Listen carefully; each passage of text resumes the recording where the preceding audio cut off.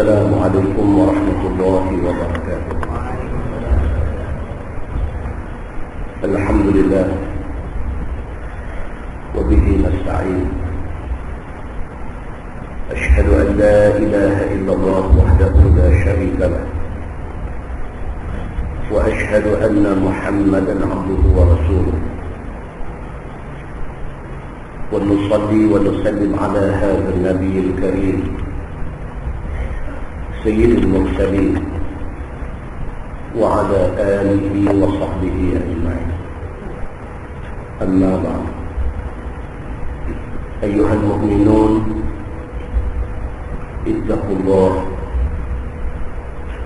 أوصيكم وإياي بتقوى الله،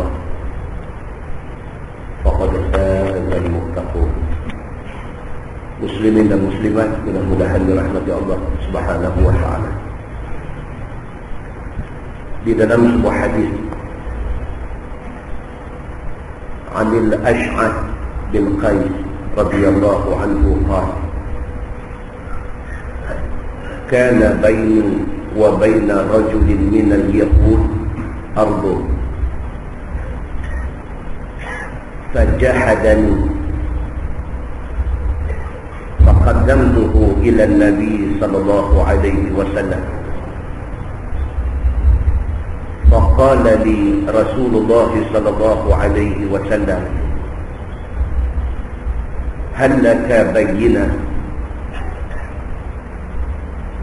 قلت لا. قال النبي صلى الله عليه وسلم لليهود احلف. قلت إذن يحلف فيه فيذهب بمالي؟ فأنزل الله سبحانه إن الذين يشترون بعهد الله وأيمانهم ثمنا قليلا أولئك لا خلاق لهم في الآخرة ولا يكلمهم الله ولا ينظر إليهم يوم القيامة ولا يزكيهم ولهم عذاب أليم. صدق الله العظيم أو كما قال. hadis sahih riwayat Ibnu Majah daripada Al-Ash'ath bin Qais radhiyallahu anhu. Kata dia, di antara aku dan satu laki-laki daripada Yahudi ada pertikaian tentang tanah. Itu sahabat Nabi, nama dia Al-Ash'ath. Dia ada masalah dengan satu Yahudi. Masalah dia berkaitan tentang satu tanah. Al-Ash'ath kata tanah tu dia punya, Yahudi ni kata dia punya. Faqaddamtuhu ila Nabi sallallahu alaihi wasallam. Dia kata kes tak boleh selesai. Dia ni duk kata tanah dia, Yahudi ni pun kata tanah dia. Maka dibawa kes ni ke depan Nabi sallallahu alaihi wasallam. Bila sampai di depan Nabi sallallahu alaihi wasallam, faqala li Rasulullah sallallahu alaihi wasallam. Nabi kata kepada Al-Ash'ath, sahabat dia ni, Nabi kata, hal laka bayyinah? Nabi kata, Al-Ash'ath, kamu ada bukti ke kata tanah ni kamu punya? Itu hakim, dia kenal lagu tu. Dia tak boleh pakai dengar seorang terus buat keputusan, tak boleh. Bila main dua orang mempertikaikan tentang satu benda, maka sebagai hakim dia kena dengar dua-dua pihak. Maka bila dibawa kes ni kepada Nabi SAW, Nabi kata, hal laka bayyinah? Nabi kata, Al-Ash'ath, kamu kata tanah ni kamu punya, kamu ada bukti kan? Qultu la. Al-Ash'ath kata, tak ada lah. Zaman tu tak ada pejabat tanah, zaman tu tak ada PDG, zaman tu tak ada geram, zaman tu pakai lagu tu kan. Bila Nabi SAW minta bayinah, minta satu bukti, tak ada bukti lah. Tapi dia kata tanah saya. Faqala Nabi SAW lil Yahud. Nabi pun dah tanya Al-Ash'ath, dia kata dia tak ada bukti, tapi dia kata tanah itu tanah dia. Maka Nabi beralih kepada Yahudi yang mengaku kata tanah dia. Nabi kata dekat Yahudi itu, ihlil, hang sumpah, kata tanah ni hang punya.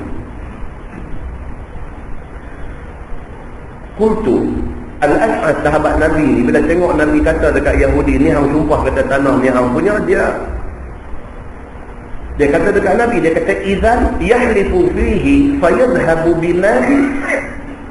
Oh, dia kata kalau lagu tu tak lagi, kalau dia sumpah ni harta saya, tanah saya jadi hadiah. Itu tarikannya. Oh, dia kata kalau macam tu senanglah, kalau nak ambil harta orang pergi sumpah, dia kata hak kita genggong buat pergi, hadiah punya. Al-Ash'ath bila dengar Nabi kata dekat Yahudi ni ihlil, hang sumpah kata tanah ni hang punya, dia duk berasa dah, dia nak hilang dah tanah ni. Maka dia kata dekat Nabi SAW, dia kata izan yahlifu fihi fayadhhabu bimali. Oh, dia sumpah tanah ni pikat dia lah. Begitu. Fa'anzalallahu subhanahu, Allah buat turun satu ayat, surah Ali Imran ayat 77. Allah berfirman, innal ladzina yashtaruna bi'ahdillahi wa aymanihim thamanan qalilan ulaika la khalaqa lahum fil akhirah wa la yukallimuhumullah wa la yanzuru ilayhim yawmal qiyamah wa la yuzakkihim wa lahum 'adzabun alim. Turun ayat itu, Nabi baca. Allah Subhanahu wa ta'ala berfirman, maksud dia kata orang-orang yang menjual ataupun orang-orang yang mukir janji dia dengan Allah,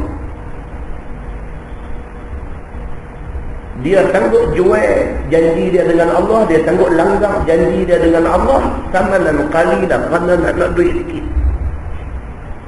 kerana nak tanah kangkang kera tu, dia sanggup bersumpah dengan nama Allah kata hak dia punya, padahal hak orang. Dia sanggup sumpah guna nama Allah kerana nak ambil tanah yang tak ada nilai di sisi Allah ni. Barang siapa yang sanggup menjual agama dia, barang siapa yang sanggup sampai ke tahap bersumpah guna nama Allah bohong kerana nak satu harta yang tak ada nilai di sisi Allah, ulaika la khalaqa lahum fil akhirah, orang macam ni akhirat itu tak ada pahala di sisi Allah. Mana-mana orang yang masih hidup di atas dunia ni suka-suka, ikut suka hati dia, nak sumpah guna nama Allah, dia sumpah. Walaupun dia tahu sumpah tu bohong, tapi dia sumpah kerana nak sikit panggu atas dunia. Orang macam ni, Tuhan kata yang pertama sekali, la khalaqa lahum fil akhirah. Akhirat esok tak ada bahagian, tidak ada pahala bagi dia.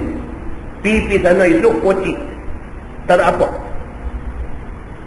La yukallimuhumullah, tidak cukup dengan dia di akhirat itu, tak ada pahala di sisi Allah. Allah Subhanahu wa ta'ala tak mau bercakap dengan dia. Oh, susah tuan-tuan. Selalu contoh kalau main ayat macam ni, saya kata apa? Saya kata kita kalau atas dunia, mak kita buat tak orang cakap dengan kita, cukup lah.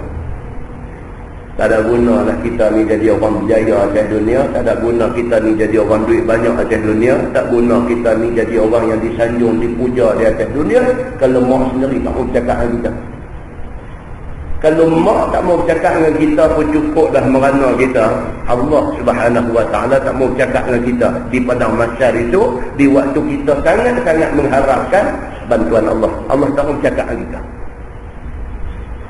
Wala yanzuru ilaihim yawmal qiyamah. Tak cukup lagi, Tuhan tambah lagi. Tuhan kata orang yang sanggup sumpah guna nama Allah kerana nak berebut ambil bahagian hak bukan dia punya, bahagian yang tidak ada nilai di sisi Allah, orang macam ni di hari akhirat itu, wala yanzuru ilaihim yawmal qiyamah, Tuhan tak mau tengok muka dia di hari akhirat itu. Tak mau bercakap, tak mau tengok muka dia. Wala yuzakkihim, Allah tak akan bersihkan dia daripada dosa. Walahum azabun alim, dan bagi mereka azab yang sangat pedih. Turun ayat ni, Nabi baca. Al-Ash'ath bila dengar, sami'na wa ata'na. Kami dengar, kami taat. Kalau sekiranya Yahudi ni berani bersumpah guna nama Allah kerana nak ambil tanah aku ni, selamat Allah. Pasal apa? Pasal Allah Subhanahu wa ta'ala sudah sebut dalam ayat tu bahawa dia tak ada untung apa kalau dia dapat tanah sekangkang kera ni, bahkan susah dia akhirat esok ni. Muslimin dan muslimat yang dirahmati Allah sekalian, kesimpulan dia apa dia? Yang pertama, jangan ingat kita boleh bercakap apa saja. Jangan ingat kita boleh berbohong. Jangan ingat kita boleh bersumpah suka hati. Jangan ingat di atas dunia ni kita boleh nak fitnah, nak buat apa-apa orang suka hati kita. Jangan ingat macam tu. Apatah lagi kalau sumpah kita itu menggunakan nama Allah Subhanahu wa ta'ala. Kita langgar sumpah itu, kita mungkir janji kita dengan Allah, akibat dia sangat besar. Yang kedua, kesimpulan daripada hadis yang kita baca tadi, harta dunia ni tak ada nilai di sisi Allah Subhanahu wa ta'ala. Kalau nak banding dengan azab yang akan menimpa manusia di hari akhirat itu. Muslimin dan muslimat yang dirahmati Allah sekalian. Dalam sebuah hadis Nabi SAW bersabda, Nabi kata, "Mad dunya fil akhirah illa kama yaj'alu ahadukum usbu'ahu fil yamni falyanzur bima tarji'." Nabi SAW kata, "Mad dunya fil akhirah." Senang dunia kalau nak banding dengan akhirat ni apa? Nabi kata. Ni hak kita berasa mewah, hak kita berasa senang, hak kita berasa seronok sangat dengan apa yang ada kat kita atas dunia ni. Mad dunya fil akhirah. Apalah dunia ni nak banding dengan akhirat di sisi Allah Subhanahu wa ta'ala. Melainkan Nabi kata, illa kama yaj'alu ahadukum usbu'ahu fil yammi. Melainkan seperti satu orang ambil jari dia celup masuk di dalam lautan luas. Falyanzur bima tarji'. Angkat balik tengok banyak mana yang lekat di jari. Banyak tu saja nikmat dunia. Kalau nak banding dengan akhirat, seluas lautan tu. Hak kita berasa hebat sangat ni. Atas dunia ni kita gaji 10,000, atas dunia ni gaji kita 25,000, atas dunia ni kita dapat 50,000, atas dunia ni ada orang sampai 250,000 sebulan. Dia tu berasa hebat ni. Apa dia dapat ni? Nabi SAW kata, hebat dunia ni, hak paling hebat atas dunia ni, umpama kamu pergi ambil jari sekuntum, celup dalam air yang luas, angkat banyak mana lekat di jari, itulah nikmat dunia. Banyak tu ya di sisi Allah. Sedangkan hak akhirat itu ni, dalam syurga itu ni, nikmat yang Allah sediakan untuk tunggu kita ni seluas lautan tu. Makna dia apa tuan-tuan?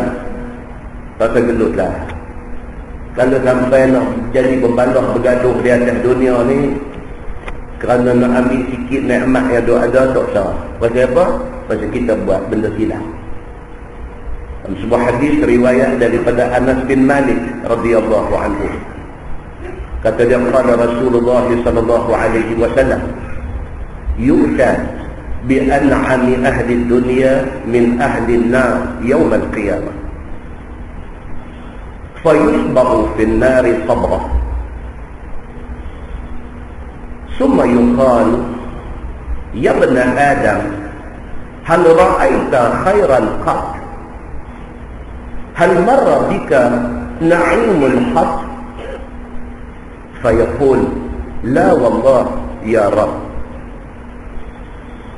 ويؤتى بأشد الناس بؤسا في الدنيا من أهل الجنة فيصبغ صبغة في الجنة فيقال له يا ابن آدم هل رأيت بؤسا قط هل مر بك شدة قط فيقول لا والله يا رب ما مر بي بؤس قط ولا رأيت شدة قط أو كما قال حديث صحيح رواية إمام مسلم. Daripada Anas bin Malik radhiyallahu anhu, dia kata Nabi SAW bersabda, Nabi kata di hari akhirat esok dibawa mai satu orang ahli neraka yang dia ni masa atas dunia dia orang kaya. hari akhirat esok. Dia ni masa hidup atas dunia dulu orang mewah, orang kaya, orang senang, orang duit tak habis. Dibawa mai dia ke depan Allah Subhanahu wa ta'ala, sedangkan dia ditakdirkan ahli neraka. Atas dunia senang, atas dunia kaya, atas dunia dia orang mewah. Kerana dia salah gunakan kekayaan, kerana dia tak syukur kesenangan, kerana tu maka dia menjadi ahli neraka. Dibawa mai dia ni ke depan Allah Subhanahu wa ta'ala, fayusbahu fin nari sabra, maka dicelup dia sekali celup dalam neraka. Atas dunia orang senang, atas dunia orang mewah, atas dunia ni dia orang makan tak habis. Atas dunia dia tak pernah rasa susah. Bila pergi di akhirat esok ni, dia ni jadi ahli neraka. Allah perintahkan supaya pegang dia tak pernah susah atas dunia ni. Pegang dia, celup sekali, jelum masuk di dalam neraka sekali, angkat bawa keluar. Summa yuqal, kemudian ditanya dia, ya bena Adam, hal ra'aita khairan qat? Hal marra bika na'imun qat? Ditanya kepada dia ni, wahai anak Adam, pernahkah kamu selama ni melihat kebaikan? Pernahkah kamu rasa nikmat sebelum daripada ni? Dia orang senang, dia orang mewah, dia orang makan tak habis di atas dunia. Pergi di tanah hidup ni, sekali baru celup dalam neraka, baru sekali celup, tak masuk lagi, baru celup sekali, angkat bawa keluar. Tanya dia, hang pernah tak tengok senang? Hang pernah tak rasa mewah hidup? Pernah tak pernah? Fayaqul la wallahi ya Rab, dia kata, demi Allah ya Allah, aku tak pernah rasa senang. Hadis ni nak abang kat kita, kata neraka ni dahsyat. 70 tahun hidup sebagai orang senang di atas dunia, sekali celup aja dalam neraka, angkat-angkat naik, dia terlupa kesenangan yang dia pernah duk rasa selama 70 tahun. Nabi SAW kata, wa yu'ta bi ashaddin nasi bu'san fid dunya min ahli jannah. Buat mai pula seorang lagi ahli syurga, tapi dia atas dunia dulu punya susah, punya perit hidup ni. Tak ada duit, dengan miskin, dengan dihina, dengan macam-macam. Tapi kemiskinan dia, tapi apa yang dia deritai di atas dunia, tak menyebabkan dia tinggal agama, tak menyebabkan dia tinggal Allah. Dia orang kuat Allah Subhanahu wa ta'ala di atas dunia. Di akhirat itu, syurga dia.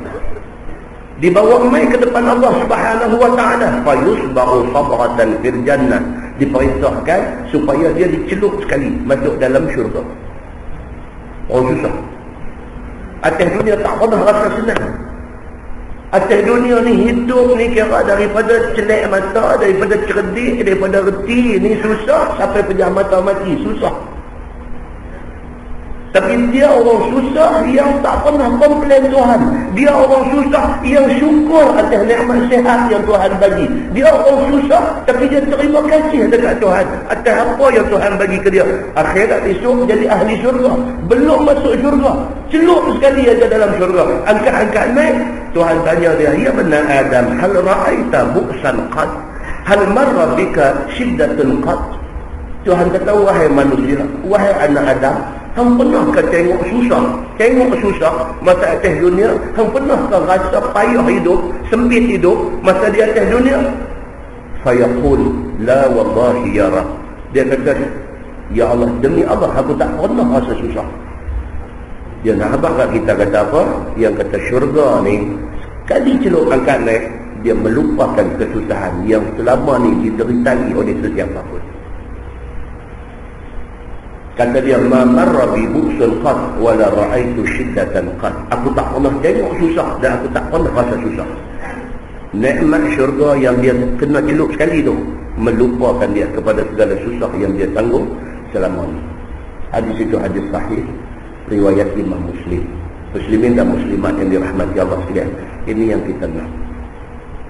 Contoh main masjid ngaji, parking sampai tungging terbalik ni, sampai PDT 7586 lampu tak ada tutup, nak lari masuk masjid.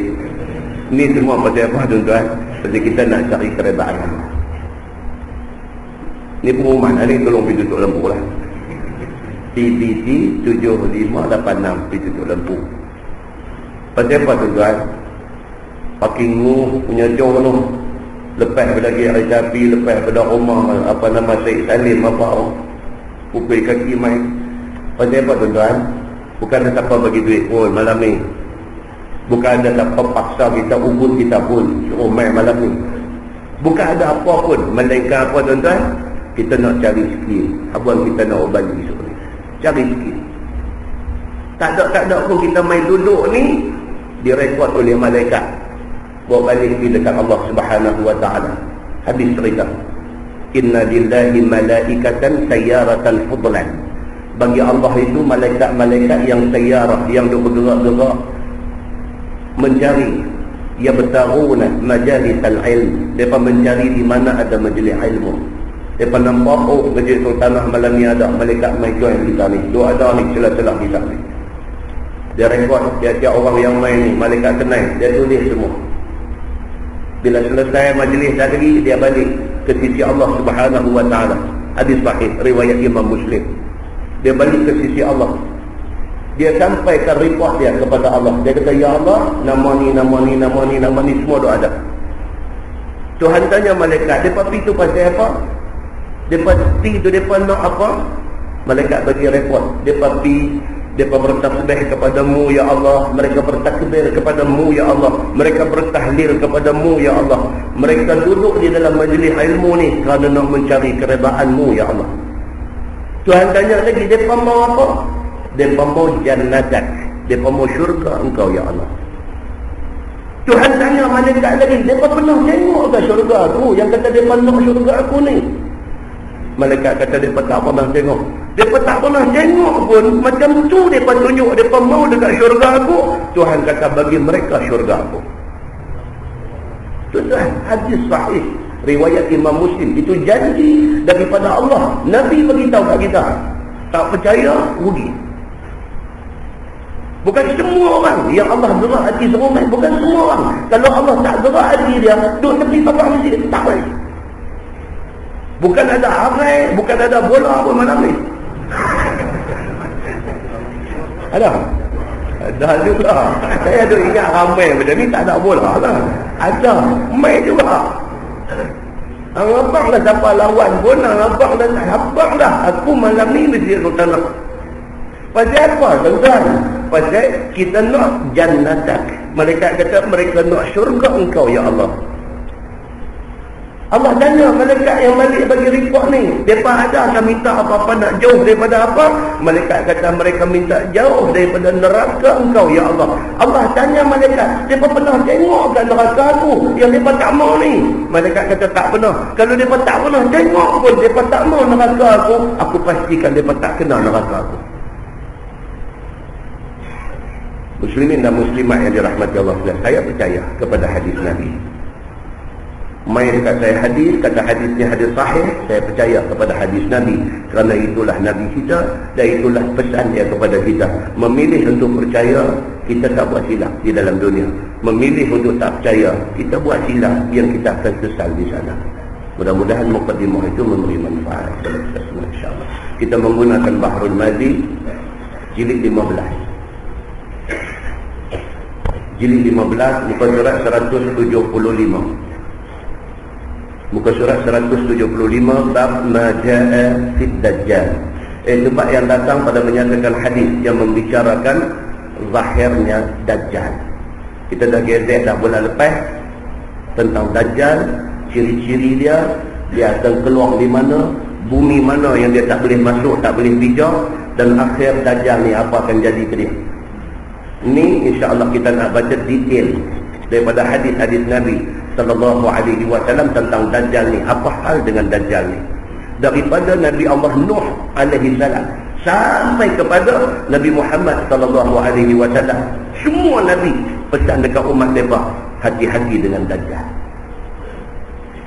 Daripada Nabi Nuh alaihi salam pesan kepada umat sampailah kepada Nabi Muhammad sallallahu alaihi wasallam, pesan hati-hati dengan dajjal. Maknanya fitnah dajjal ni besar sekali. Ketahuilah saudaraku, adalah dajjal itu satu manusia macam kita juga. Dia kata dia ni manusia. Hanya Allah Subhanahu wa ta'ala jadikan dia satu orang yang bernama Dajjal itu sebagai sebuah-buah dan sedusta-dusta manusia di atas muka bumi ini. Pembohong besar Dajjal ni. Pasal apa kata dia pembohong besar? Pasal dia bukan mengaku jadi Nabi, dia mengaku dia Allah. Oh, dahsyat. Kalau hari ni ada orang mengaku kata dia jadi Nabi, cukup dah, kita kata cukup pembohong dah. Dajjal, dia bukan mengaku dia Nabi, dia mengaku dia Tuhan, dia Allah. Maka dia dipanggil sebagai pembohong besar. Maka kalimah Dajjal itu bahasa Arab, dan maknanya dalam bahasa Melayu ialah pembohong sehabis-habis bohong. Tak ada lah lebih pembohong daripada Dajjal ini. Dan sebab pun dinamakan dia demikian itu kerana sangat-sangat bohongnya itu, iaitu mengaku dia akan dirinya Allah. Itu paling dahsyat.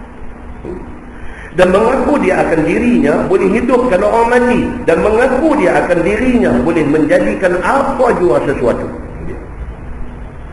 Dia mengaku kata orang mati dia boleh bagi hidup balik. Dalam hadis cerita apa?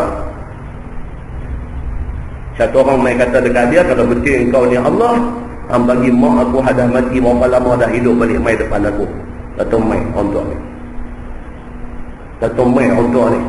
Terkejut budak ni tengok, tengok kalau begitu hang Tuhan tengok. Walhal yang mai tu apa dia? Syaitan yang berupa ada rupa manusia. Muslimin dan muslimat yang dirahmati Allah. Tetapi semua dakwah Dajjal itu bohong, semata-mata bohong. Kerana apa yang berlaku di tangannya itu semuanya dijadikan oleh Allah Subhanahu wa ta'ala. Bukan dia yang menjadikannya. Tuhan yang izinkan benda itu jadi. Tujuan dia apa dia? Sebagai nak menguji manusia yang ada di depan Dajjal ni. Tuhan memang bagi. Saja Tuhan nak tengok siapa nak percaya ke Dajjal ni. Pasal apa? Pasal habaq dah. Tuan, kita ni yang kata kita ni manusia ni abang dia orang kali pun hak kita nak buat kita buat. Orang duk abang dah kata Kim cepat kaya ni bohong. Main aja betul. Bila kena kata ini memang buat ni karun dia kena. Dah hang tahu kata Kim cepat kaya ni memang sifat dia akan tipu orang. Tahu lah tapi dia ingat kita mula ni dan lepas. Itu cerita dia. Manusia ni bukan tak habaq dah. Ni kita macam hidup ni, habaq dah. Kata bila masuk dalam kubur ni, malaikat muka dan nakir ni akan tanya kita. Di antaranya dia kata apa? Man rabbuk? Siapa Tuhan hang? Tahu dah soalan tu. Tapi atas dunia ni duk buat lagu kita. Akhirnya masuk kubur tak boleh jawab. Berapa banyak benda hak habaq dah, hak kita tahu dah, tapi kita duk kena situ lah. Sama dengan kisah Dajjal ni.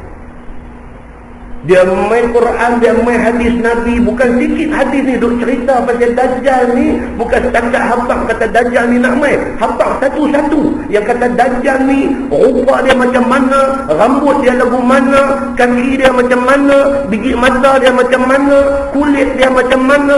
Detail hadis bagi tahu. Itu main berdiri depan kita mengaku kata Tuhan. Maka di sini faham kata kita apa dia?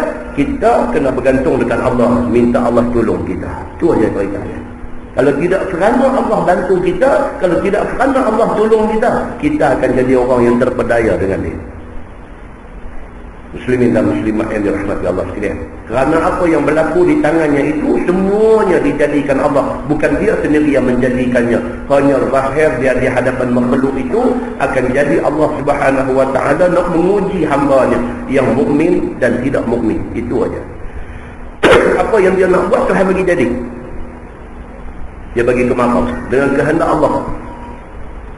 Dia kata siapa yang tak ikut aku, tak beriman dengan aku, tak mengaku aku Tuhan, kawasan aku akan bagi jadi kawasan lepas ni kemarau. Allah izinkan kemarau kawasan tu.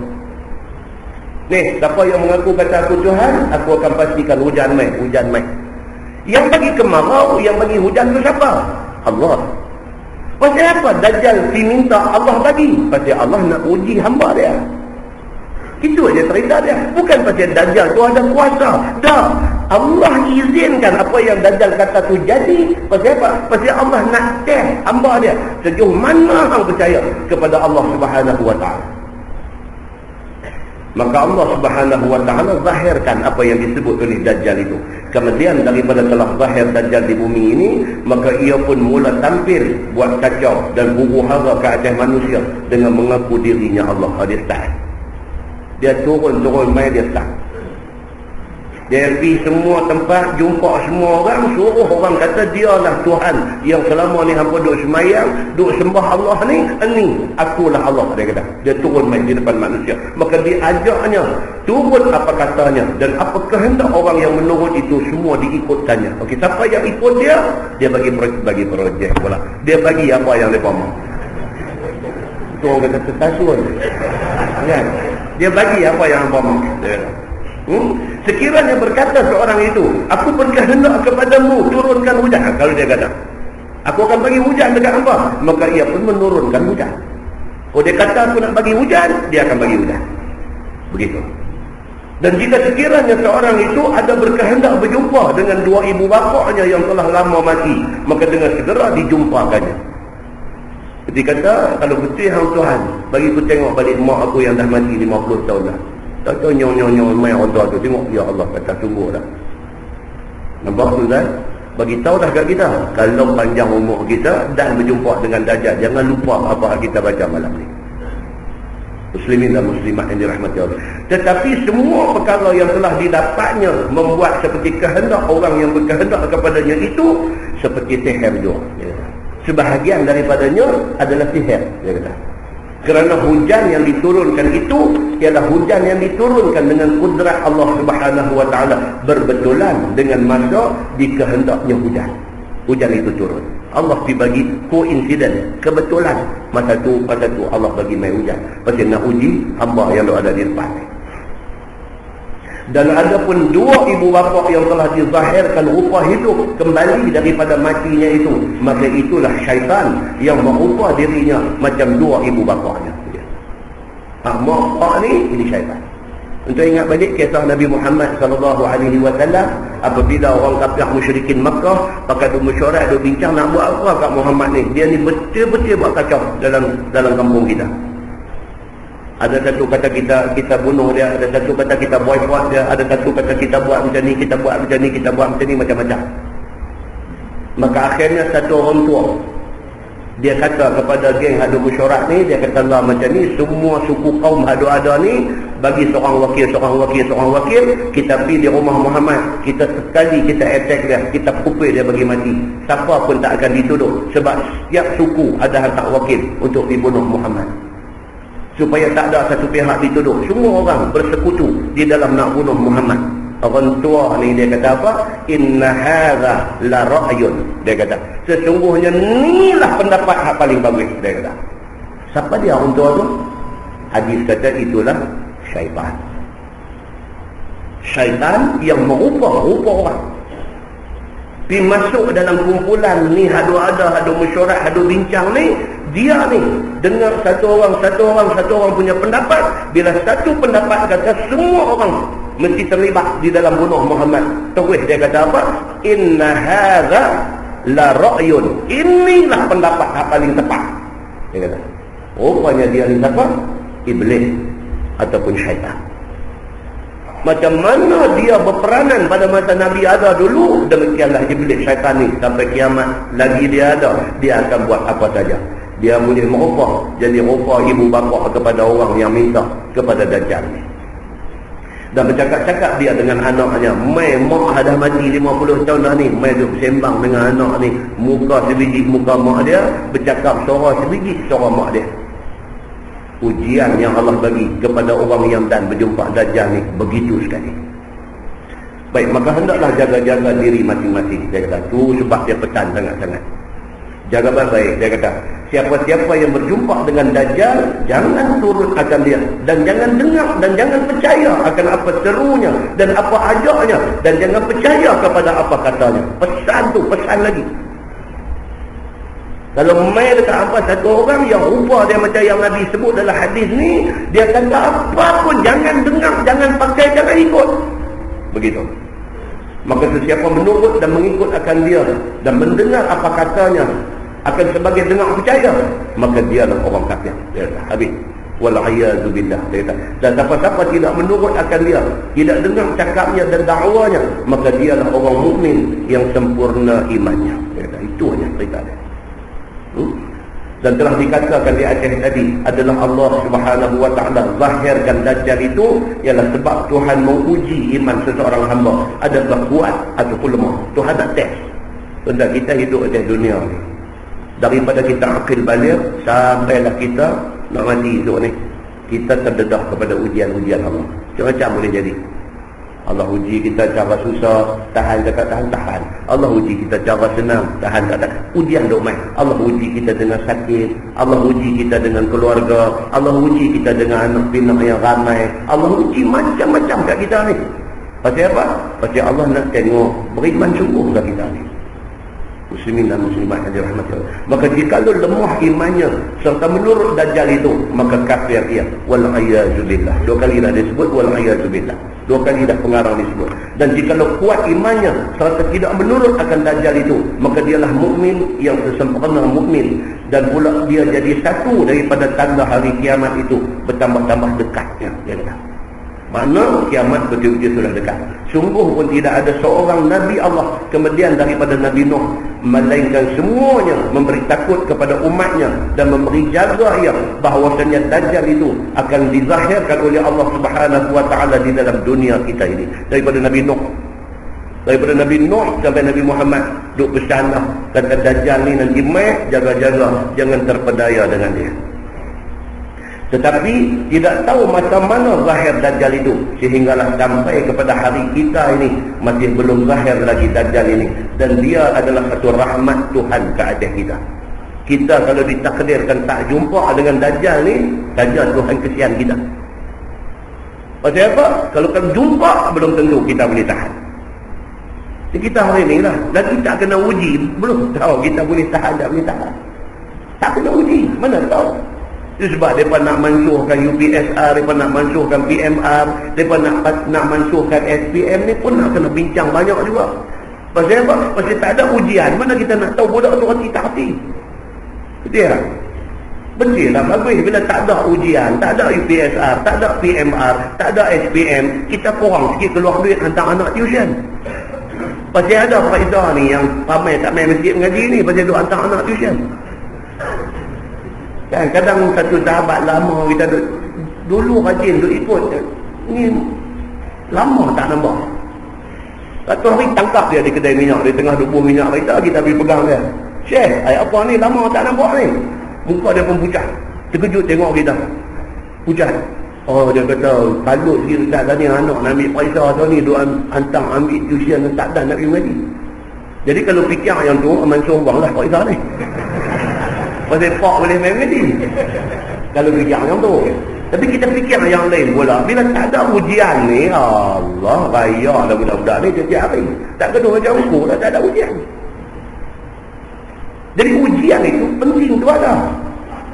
Penting tu ada. Jadi kalau nak mansuh semua tu, berasa aku tak berkena kot.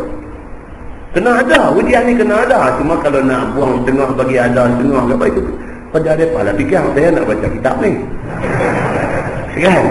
Jadi, itu ceritanya. Jadi apa hal pun ujian itu kena ada. Sebab apa? Manusia dalam hidup akan kena uji. Tak boleh lari. Akan kena uji. Macam mana bentuk ujian? Allah Subhanahu wa taala bagi. Kita cuma minta apa? Jangan uji kita dengan sesuatu yang kita tak mampu tanggung. Muslimin dan muslimat yang dirahmati Allah sekalian. Dan tiada syak bertambah-tambah jua hampirnya kerana berapa banyak alamat hari mau kiamat telah zahir ia. Jadi bukan cerita pasal Dajjal saja. Tanda-tanda kiamat hal lain ni pun dah banyak tak tahu nak abang. Banyak orang perempuan tu jadi ramai pada orang lelaki-lelaki dengan akhlak runtuh, teruk, zina di tanah sini. Banyak benda yang Nabi sebut sebagai tanda kiamat sudah jadi hari ini. Sudah jadi, dia kata. sebagaimana yang diberitahu oleh Nabi SAW. Maka hendaklah ingat sungguh-sungguh akan diri daripada kesesatan, pastikan supaya kita selamat. Itu saja saya kata, jaga kita mau selamat. Jika difardu dan takdirkan oleh Allah Subhanahu wa taala terbit Dajjal ini pada masa seseorang yang jumpanya itu, demikianlah dari selamanya nabi-nabi di dalam memberi jaga. Sebagai tersebutlah hadis yang dikeluarkan oleh Imam At-Tirmizi, kata dia an Abi Ubaidah bin Al-Jarrah radhiyallahu anhu qala sami'tu Rasulullah sallallahu alaihi wasallam yaqul innahu lam yakun nabiyyun ba'da Nuh illa qad anzara ad-dajjal qaumah. Jadi Nabi kata daripada Abu Ubaidah Al-Jarrah. Siapa dia ni? Abu Ubaidah Al-Jarrah ni siapa dia ni? Ini orang hebat tu kan? Abu Ubaidah Al-Jarrah, dia adalah seorang daripada Al-Asharah Al-Mubashirun bil Jannah, salah seorang daripada 10 sahabat yang Nabi jamin syurga. Abu Ubaidah Al-Jarrah, nama dia Amir bin Abdullah bin Al-Jarrah, itu nama betul. Kunyah dia Abu Ubaidah Al-Jarrah. Apa hebat dia ni tuan-tuan? Bila Nabi wafat, Abu Bakar As-Siddiq nak bai'ah dia untuk jadi pengganti Nabi. Itu dia hebat dia. Bila Nabi wafat, nak kena lantik khalifah pengganti Nabi, orang yang propose, orang yang mencadangkan nama Abu Ubaidah untuk menjadi khalifah pertama ni siapa dia? Abu Bakar As-Siddiq nak bagi kat dia. Sebelum Abu Bakar As-Siddiq buka mulut nak bercakap, kata dia nak cadang ke Abu Ubaidah sebagai khalifah pertama, Abu Ubaidah bangkit dulu. Dia kata, aku bai'ah Abu Bakar sebagai khalifah. Ni yang kata Abu Ubaidah Al-Jarrah.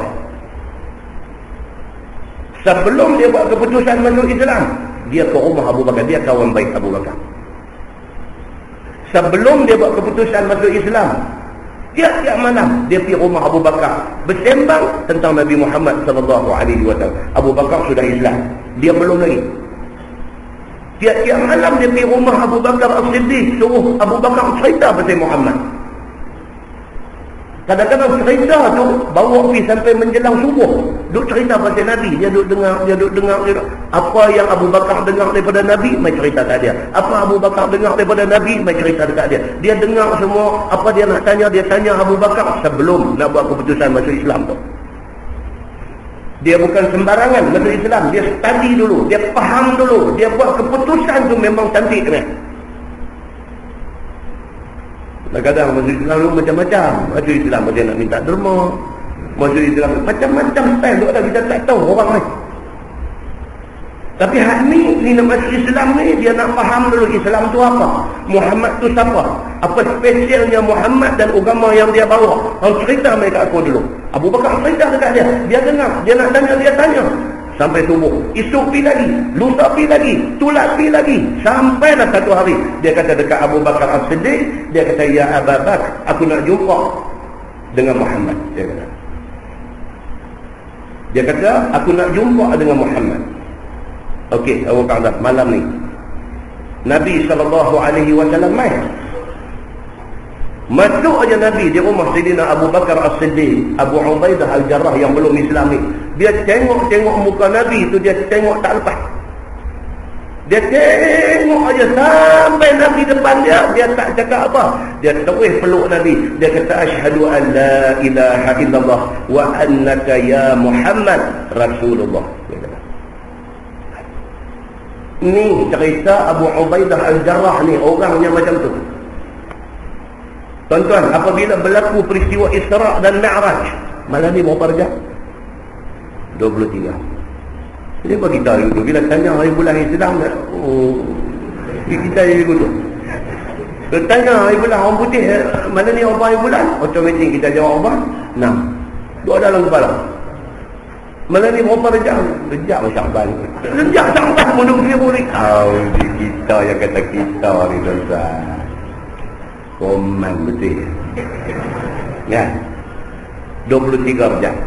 Isra' Mi'raj berapa bulan? 27 mengikut sebahagian ulama. 27 rejab. Musim dia lah ni. Musim dia. Jadi ketika berlakunya Isra' dan Mi'raj, Nabi SAW tiba-tiba pagi bagi tahu, kata semalam aku dibawa oleh Malaikat daripada sini, daripada Mekah ni, pergi ke Baitul Maqdis, kemudian bawa Mi'raj, naik ke lepas langit ketujuh tu. Sebahagian daripada sahabat yang dah berislam, dah beriman, dah ikut Nabi, dah apa semua ni, bila dengar macam tu, mereka kata apa? Mereka kata awak Muhammad pergi bercakap lagu tu, mereka kata goyanglah. Mereka tak kata Nabi Muhammad bohong, mereka tak kata, tapi mereka kata awak dia pergi bercakap lagu tu. Kalau dia tak bercakap lagu tu lagi bagus, dia bercakap lagu tu yang jadi kacau. Nampak maknanya apa? Keyakinan kepada Nabi itu tak mantap. Di antara orang yang Nabi cerita apa pun dia tak bergoyang. Kalau Muhammad kata betul, di antaranya selain daripada Abu Bakar As-Siddiq ialah Abu Ubaidah Al-Jarrah. Ni dia ni. Itu sebab Abu Bakar As-Siddiq kenal dia. Itu sebab apabila Nabi wafat, Abu Bakar simpan dalam kepala dia, simpan dalam hati dia, aku nak bayar Abu Ubaidah Al-Jarrah. Pasal apa? Pasal keyakinan dia kepada Islam, kepercayaan dia kepada Allah dan kepada Nabi mantap. Abu Ubaidah Al-Jarrah apabila cerita dia kata cerita Isra dan Mi'raj Nabi sallallahu alaihi wasallam, dia macam Sayyidina Abu Bakar As-Siddiq. Dia kata kalau Muhammad kata betul. Cantiklah. Kita hari ini pun kena ada apa yang tu. Kena ada. Bila main cakap pasal Islam, bila main cerita pasal Quran, pasal hadis, kita punya pendirian tetap.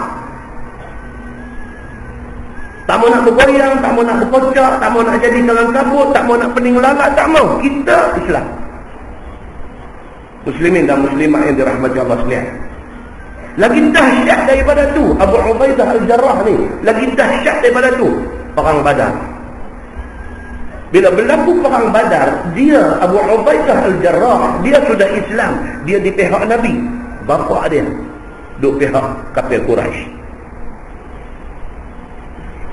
Abu Ubaidah Al-Jarrah, dia Islam, dia memihak kepada Nabi. Bila berlaku perang Badar, pihak musuh tu, salah seorang daripada tentera musuh tu, pak dia, nama dia Amir bin Abdullah bin Al-Jarrah. Pak dia ni, yang kata Pak Allah ni, pak dia Abdullah. Dia ada balik ni. Kacau. Bila perang Badar berkecamuk, tengah tu rancak perang tu, dia dengan pedang ni masuk-masuk, jemuh pak dia. Kalau tuan-tuan baca cerita detail tentang perang Badar ni, Abu Ubaidah Al-Jarrah lompat dia duduk ada depan. Dia pinggir ke tepi, dia lari, tak mau bertempur, tak mau bertemu, tak mau bertembung dengan pak dia. Lari. Pusing baik, jemuh lagi. 3 kali jemuh, pak dia attack dia.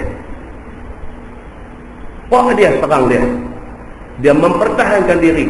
Akhirnya pak dia menemui ajal di tangan dia. Ini cerita Abu Ubaidah Al-Jarrah, tuan-tuan.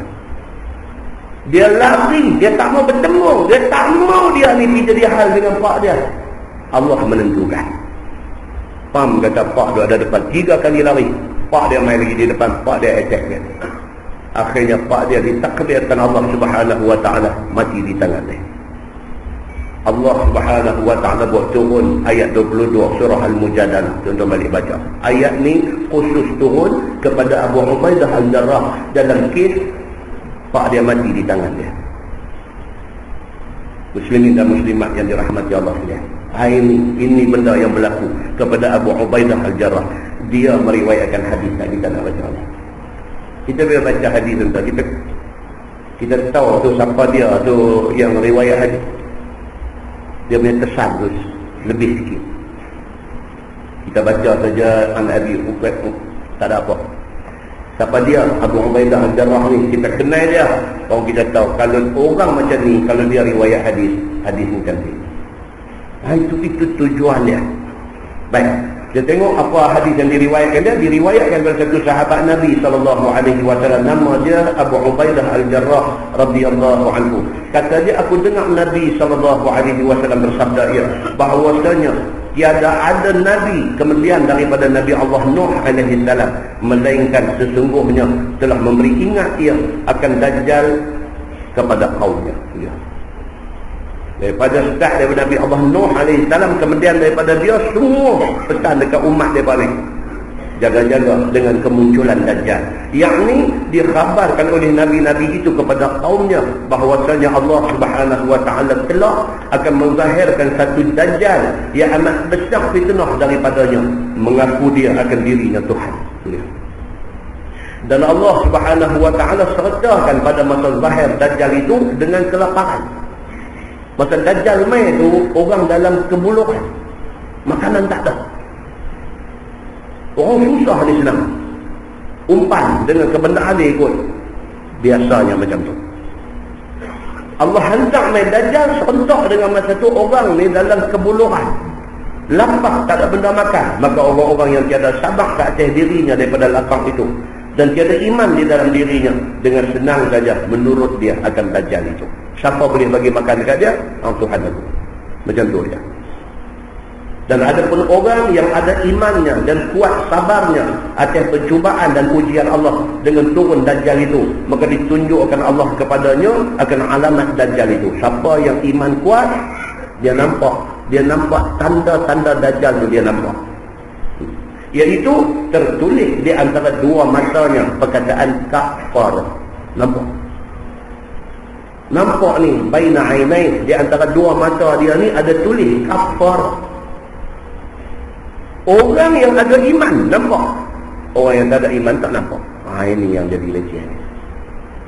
Iman dia menyebabkan dia boleh jawab dalam kubur. Bila malaikat tanya man rabbuk, dia boleh jawab Allahu Rabbi. Dia jawab tu adakah kerana dia di atas dunia dia orang pandai? Dah. Tapi apa? Dia di atas dunia orang yang beriman, maka dia boleh jawab bila malaikat tanya siapa Tuhan kamu. Muslimin dan muslimah yang dirahmati Allah, dan diberi taufik oleh Allah Ta'ala bagi siapa-siapa yang bencikan amal Dajjal itu dengan membaca benda yang tersurat di antara dua matanya itu. Dan adalah Nabi SAW pun mau memberi ingat kepada umatnya dan memberi jaga, sebagaimana Nabi-Nabi yang dahulu memberi ingat dan memberi jaga kaum mereka itu akan fitnah Dajjal itu.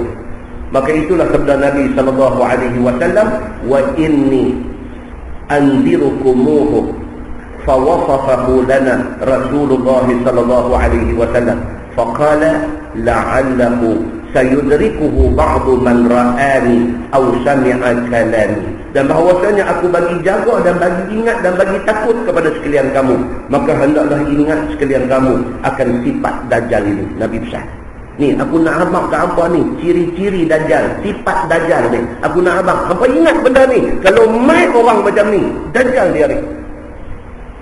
Nabi pesan Nabi macam tu, sampai ke detail Nabi bagi tahu, supaya dapat kamu memelihara diri kamu daripada fitnah Dajjal itu. Maka mensifatkan Nabi SAW bagi kami, kata sahabat, akan Dajjal itu, iaitu disebutnya dan dikhabarkannya bahawa mata Dajjal yang sebelah kanan atau sebelah kiri sama rata dengan mukanya. Itu dia. Mata dia sebelah flat, sama dengan muka, flat, tak ada mata. Itu maksudnya, yang ni buta sama sekali. Dan matanya yang sebelah lagi satu seakan-akan bulan, yang ni kinway keluar. Sebelah tak ada, sebelah lagi pun dia nak jeluk keluar. Pasal apa Tuhan buat Dajjal ni macam tu, muka macam mas jinggo. Kalau dalam bahasa dulu dia kata megak komeng, bahasa yang baru ni pula dia kata mas jinggo. Oh ni leceh. Kalau mas jinggo ni dia dengan jalan jinggo dengan muka leceh. Dajjal ni satu yang mas jinggo dia ni. Kalau betul dia Tuhan, takkan Tuhan nak biar biji mata dia dengar keluar lagu tu. Mesti dia buat bagi dia handsome, mesti dia buat bagi dia smart, mesti dia buat bagi dia ni nampak biji mata tengok rasa selesa. Tapi tak boleh. Pasal apa? Pasal Tuhan buat dia dengan air yang tak boleh dia sendiri nak hilangkan. Kalau dia Tuhan, dah ni tu saya kata Tuhan, tuan artis pun pergi buat macam-macam dah nak bagi jaga. Bukan artis Malaysia, artis luar negeri. Buat hak Tuhan buat ni tak apa nak buat hati, pergi buat lain, buat hidung satu macamnya. Duk tengok duk berlakon drama ni satu macam ni pasal apa hidung dia main macam ni, dia pergi buat lain. Kalau artis pun nak pergi komen muka dia nak buat bagi elok, takkan Dajjal tak mau nak buat bagi elok, buatlah bagi nampak keluar main macam Tom Selleck ke apa ke. Orang-orang Ya. Tapi Allah Subhanahu wa taala sengaja mentakdirkan Dajjal dengan rupa yang aib macam tu. Buta sebelah lagi dia jeluk keluar. Tertulis pula di atas hadis ni perkataan Ka'barah. Kalau sekiranya dia Tuhan betul, dia padamlah benda tu. Tak boleh. Sebab Allah buat dia macam tu, dia tak boleh nak komen diri dia bagi jadi elok. Itu bukti yang jelas. Kata dia bukan Tuhan. Tapi orang ni boleh ikut dia di akhir zaman itu. Ini nampak ni apa yang Nabi nak beritahu ni. Maka diterangkan sifat dia itu. Dan kesana kemari Dajjal itu mengaku dirinya Allah. Maka Allah Subhanahu wa ta'ala maha suci dia daripada bolak mata dan juga bermata. Maha suci Allah daripada sifat-sifat macam kita. Laisa kamitslihi syai'. Allah tak serupa dengan satu benda pun yang ada di atas dunia ni. Apatah lagi nak serupa dengan makhluk. Tak sekali-kali. Muslimin dan muslimat yang dirahmati Allah. Maka maha suci ia daripada yang menyerupai makhluk itu. Dan banyak lagi Dajjal itu dikhabarkan oleh Nabi SAW. Dia ada hadis panjang lagi. Hadis panjang lagi yang akan datang kita insya-Allah baca bulan 11 itu pula. Maknanya kuliah malam ni lah. Dan depan dia tak ada dah. Nak kena warm up untuk puasa. Kan? Jadi insya-Allah kita jumpa pula bulan 11 ni. Sambung kepada ciri-ciri Dajjal ni. Kemudian sabda Nabi SAW lagi adalah zahir Dajjal itu sangatlah hampir masanya. Nabi kata dah dekat sangat dah dengan kemunculan Dajjal ini.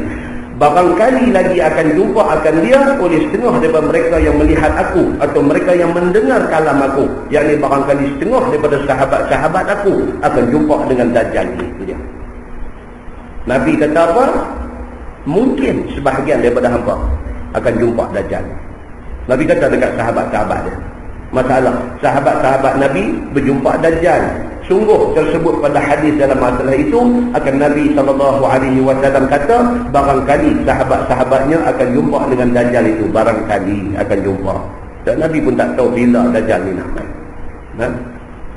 Baik, terus bawah tu sambung. Dia kata apabila didengar oleh sahabat-sahabat akan sabda Nabi SAW bahawasanya Dajjal itu hampir zahir dia. Lalu mereka pun bertanya Nabi, qalu ya Rasulullah, fa kaifa qulubuna yawma idzin? Qala Nabi SAW, mithluha, yani al-yawm aw khair. Nabi kata begitu. Maka kata mereka itu, ya Rasulullah, bagaimana keadaan hati kami pada hari Dajjal itu keluar esok ni? Adakah kami pun akan jadi kacau ataupun kami akan goyang iman dengan sebab kemunculan Dajjal ini? Bila didengar oleh Nabi SAW pertanyaan sahabat yang demikian itu, maka Nabi pun lalu menjawab dengan sabdanya, bermula hati kamu pada hari zahir Dajjal itu seumpama hari ini juga. Nabi kata dekat sahabat dia, hampa okey. Kalau takdir kata Dajjal keluar main depan hampa esok ni, aku yakin hampa macam hampa hari ni. Maknanya iman hampa cantik lah. Dajjal ke apa ke main hampa tak goncang.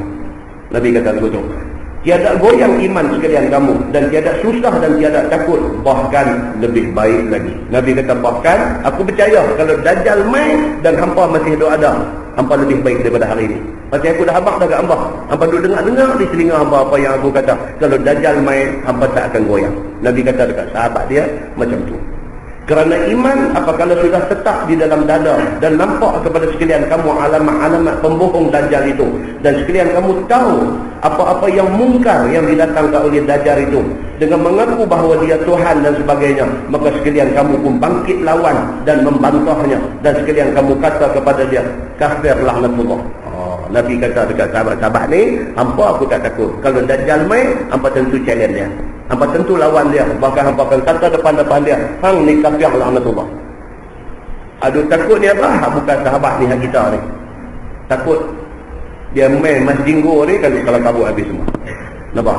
Baik. Maka kata At-Tirmizi daripada bab ini ada riwayat daripada Abdullah bin Zaid dan Abdullah bin Al-Harith dan Abdullah bin Mughaffal dan Abu Hurairah dan lain-lain lagi. Bermula hadis ini hadis yang dari bab ma jaa fi alamatid Dajjal, iaitu bab yang datang pada menyatakan alamat-alamat Dajjal.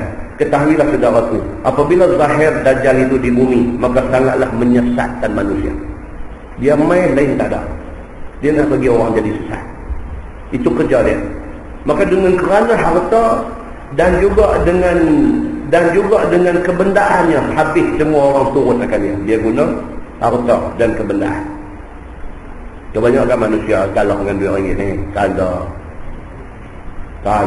dengan duit ringgit ni. Ceramah, tumbuk meja berdebum, pasal orang tak offer duit lagi.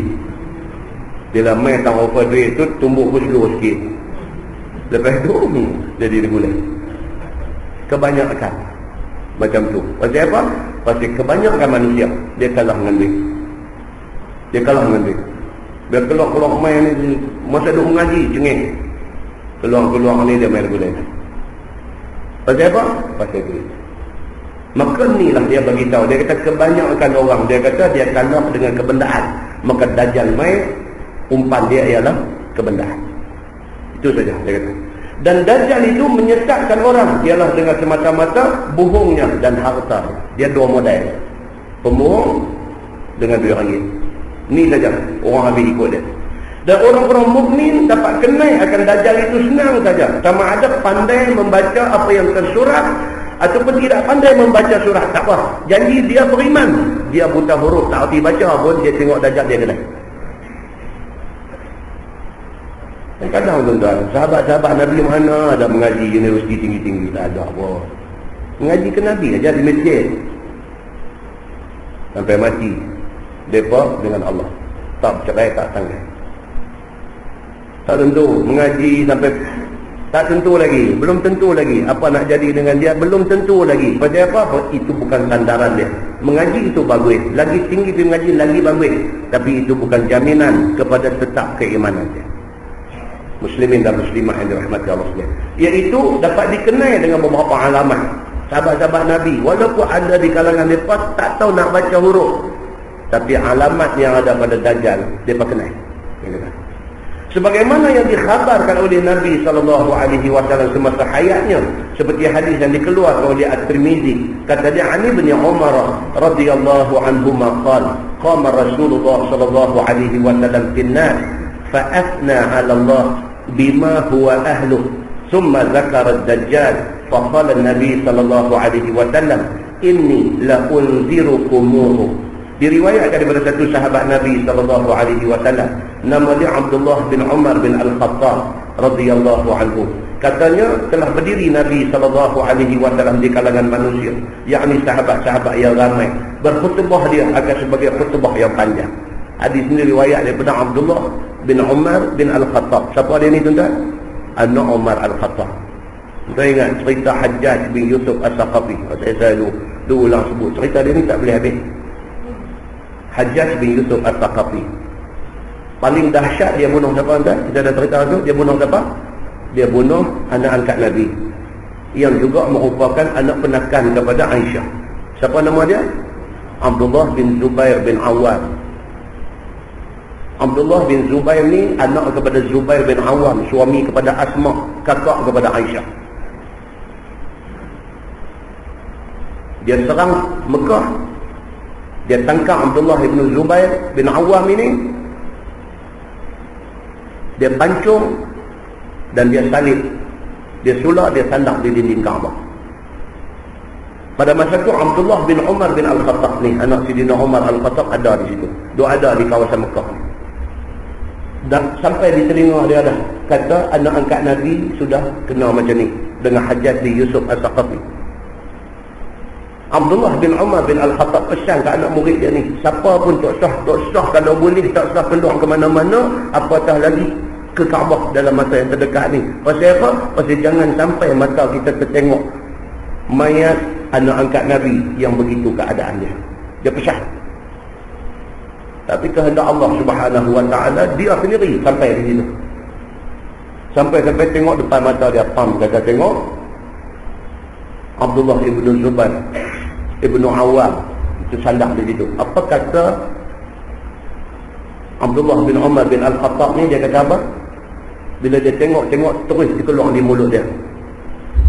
Dia kata, ya benar Zubair, wahai ibn Zubair, aku tidak kenal kamu melainkan kamu satu orang yang kuat qiyamul lail. Dia kata, aku tidak kenal kamu melainkan kamu satu orang yang kuat menghubungkan silaturahim. Aku tidak kenal kamu, melainkan kamu satu orang yang kuat puasa sunat. Aku tidak kenal kamu, melainkan kamu orang yang buat benda yang baik-baik. Mudah-mudahan apa yang menimpa kamu ini, Allah menghapuskan mana-mana silap kamu sebelum ini. Dia sebut macam tu. Ini Abdullah bin Umar bin Al-Khattab. Apabila mata dia terpandang wajah anak angkat Nabi yang dibunuh oleh Hajjaj bin Yusuf As-Saqafi ini. Dia ada cerita tentang ni. Di selit-selit daripada kisah-kisah ni, dia ada cerita-cerita macam ni. Bagaimana di kalangan para sahabat Nabi, dia respect orang baik-baik ni. Walaupun hari ni Allah takdirkan kesudahan yang macam ni, satu kesudahan yang tak mau tengok. Mati dibunuh, sudahlah dibunuh, disandak pula mayat yang disula tu, disandak di dinding Kaabah.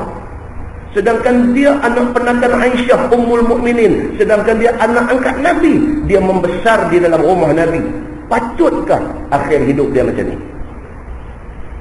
Jalanan hidup manusia Allah aja yang tahu ke mana nak pergi. Tapi sahabat Nabi ni bila tengok orang macam ni, dia sebut di mulut dia ni semua baik-baik aja. Aku tidak kenal hang, melainkan benda baik-baik aja yang ada dekat hang ni. Mudah-mudahan apa yang kena dekat hang ni, Allah kifaratkan mana-mana silap yang hang buat sebelum ni. Muslimin dan muslimat yang dirahmati Allah kayak ini. So Abdullah bin Umar bin Al-Khattab ni kata dia telah berdiri Nabi SAW, yakni di depan sahabat-sahabat yang ramai. Nabi berkhutbah dengan satu khutbah panjang. Maka mengucap Nabi SAW pada mula-mulanya, Alhamdulillah. Ini standard Nabi. Sebab kita khutbah ni bukan kata khutbah jemaah, bukan kata khutbah raya saja. Khutbah nikah pun. Khutbah nikah pun sunat mula macam tadi. Alhamdulillahirabbil alamin wassalatu wassalamu ala sayyidil mursalin. Whatever, sebut tu puji-pujian kepada Allah apa-apa semua tu. Lepas tu sekali dengan nasihat kepada pasangan, nak diikatkan pertunangan. Satu khutbah ringkas kena bagi.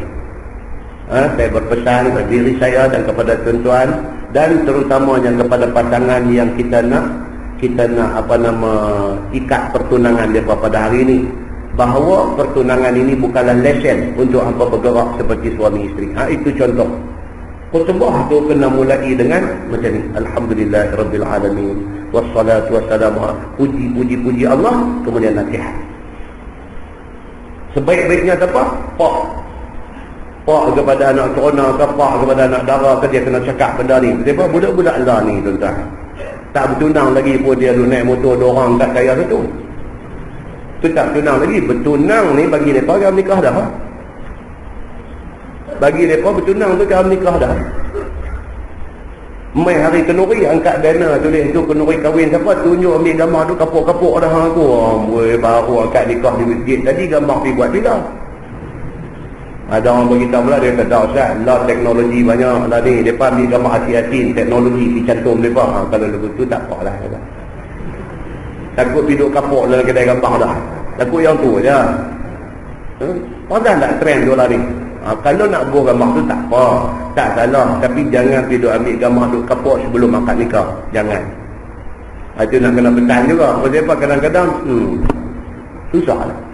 Tu dah jadi tak main lagi. Muslimin dan muslimat yang dirahmati Allah.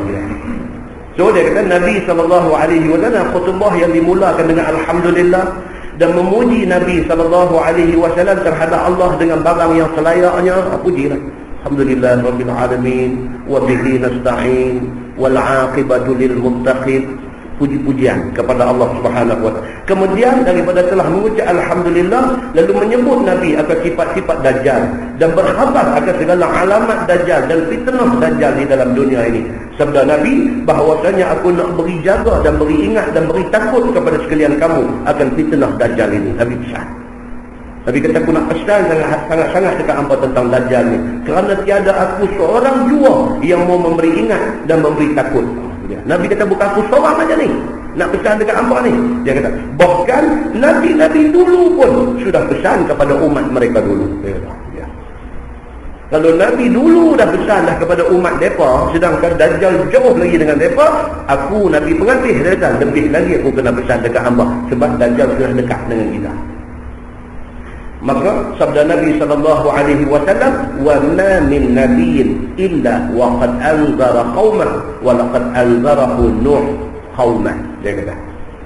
Dan dia kata tiada seorang daripada nabi yang telah lalu melainkan semuanya telah pun menakutkan akan umatnya, akan kaumnya. Maka aku pun demikian juga mau memberi ingat akan fitnah Dajjal itu. Dan demi sesungguhnya telah memberi takut dan memberi jaga akan fitnah Dajjal itu oleh Nabi Allah Nuh alaihi salam kepada kaumnya. Nabi Nuh ni berapa lama dulu ni pun dah besar dah. Lebih lagi aku hari ini nak besar. Maka sungguh pun Dajjal itu kuat menyesatkan. Janganlah sekalian kamu takut dan gentar kepada dia. Macam orang baca talqin bila orang mati kan, macam tu lah. Dia kata, wahai Syamsuri binti Abah, dia kata, kejap lagi kamu akan didatangi oleh dua makhluk Allah, iaitu Mukad dan Nakir. Janganlah kamu gentar. Mana tak ketar, mau maju memang ketar lah tuan-tuan. Maka janganlah kamu gentar. Dia kata, sesungguhnya mereka dua adalah makhluk Allah jua, sepertimu jua. Dia kata, mana sopang aku, dia kata. Mereka lain, dia kata. Oh, mereka lain. Bukan lain, lain. Punya gitu. Tu pun dah tahu kata ketap dah. Ingat. Ini abang lagu ni lah. Dia kata esok bila main Dajjal ni, dia kata janganlah kamu takut dan janganlah kamu gentar. Talqin tu bukan untuk orang mati. Ni, habuahat. Ada usuh mayat buat main ni. Ni usuh mayat main ni bukan tak bayang pun. Ya Allahu Akbar. Mayat simpan lepas zuhur, mayat simpan lepas asar. Mereka bergelut tu daripada pagi tadi di rumah mayat ni apa semua, usung mayat apa semua, buat main rumah hantar di masjid apa semua. Orang sembahyang zuhur, orang sembahyang asar, betul orang sembahyang mayat daripada orang. Ni pakai baloi Marlboro lah pakai tu. Dia nak tanggung mayat ni, ya Allah tuan-tuan. Dia tanggung mayat tu bagus dah. Tapi tak sembahyang tu tak apa bagus. Kita naik, kita sembahyang sekali sana. Tak apalah, buat je elok lah. Memanglah orang buat dia masjid semua elok. Ampah ni lah, main lah pakai elok-elok sekali. Dah kata elok lah. Kalau kau belah saya di Pulau Pinang tu, ni awak duduk bawah ni, main naik sembahyang. Bismillah. Bismillah, dia kata. Allahu Akbar, tuan-tuan kan. Banyak lagi nak kena duk berbetul, duk kena duk berketat skru, duk kena duk buat fine tuning. Dia kata kena duk tune bagi banyak lagi kan. Eloklah. Elok cantik dah. Bismillah. Oh, baik. Ya, muslimin dan muslimat yang dirahmati Allah. Anak-anak kita ni, kita ajak mereka, kita latih mereka suruh bermasyarakat. Bagus. Kenduri kendara dalam kampung, sakit demam, mati, semua mereka ambil bahagian. Bagus. Tapi dia masih membezakan di antara kemasyarakatan kenduri kendara, sakit demam, mati dengan semayang. Semayang dia duduk lihat lagi. Dia bawa tu bagus. Jangan kata tak bagus kat mereka. Tapi sikit lagi tarik. Sikit lagi. Semayang sama. Muslimin dan muslimat yang dirahmati Allah sekalian. Baik. So dia kata, dan demi sesungguhnya telah memberi takut dan memberi jaga akan fitnah Dajjal itu oleh Nabi Allah Nuh alaihi salam kepada kaumnya. Sungguh pun Dajjal itu kuat menyesatkan. Janganlah sekalian kamu takut dan gentar kepada dia. Kuatkan iman sekalian kamu. Dan ingat-ingat sekalian kamu akan pembohongnya Dajjal itu. Dan amal-amalnya yang mungkar. Dan juga amal-amalnya yang menanti itu nanti. Kerana semua penyesatan itu adalah pencubaan dan pengujian daripada Allah Subhanahu wa taala. Itu ujian Allah hantar mai. Dan ada Dajjal itu membunuh orang dan tiada memberi bekas ataupun perbuatannya itu sesuatu. Dia buat apapun dengan izin Allah, bukan dia buat tu jadi. Allah mengizinkan benda itu jadi. Itu jangan lari. Bukan kuasa dia. Allah punya kudrat, maka benda itu jadi. Allah punya kehendak, maka benda itu jadi. Bawah itu dia kata, ada pun Nabi-Nabi yang dahulu, sungguh pun mereka itu memberi ingat kepada umatnya akan fitnah Dajjal itu.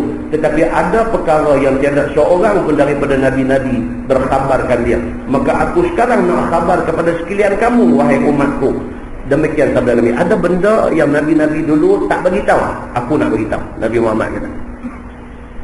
Nabi-nabi sebelum aku ada pesan tentang Dajjal nak main. Tapi ada benda yang mereka tak beritahu. Hari ni aku nak beritahu. Nabi Muhammad kata. Maka sabda Nabi SAW, walakinni sa'aqulu lakum fihi qawlan lam yaqulhu nabiyyun liqaumih. Tu'lamuna annahu a'war wa inna Allah laysa bi'a'war. Itu dia beritahu. Kata Nabi SAW, tetapinya aku telah berkata dan berkhabarkan kepada sekalian kamu perkataan dan perkhabaran yang belum pernah mengatakan dan mengkhabarkan akan dia oleh Nabi yang dahulu kepada kaum dia, iaitu hendaklah sekalian kamu tahu dan hendaklah sekalian kamu i'tiqadkan bahawasanya Dajjal itu buta sebelah matanya. Nabi-Nabi dulu tak abang. Nabi Muhammad kata, aku nak abang, Dajjal mata dia buta.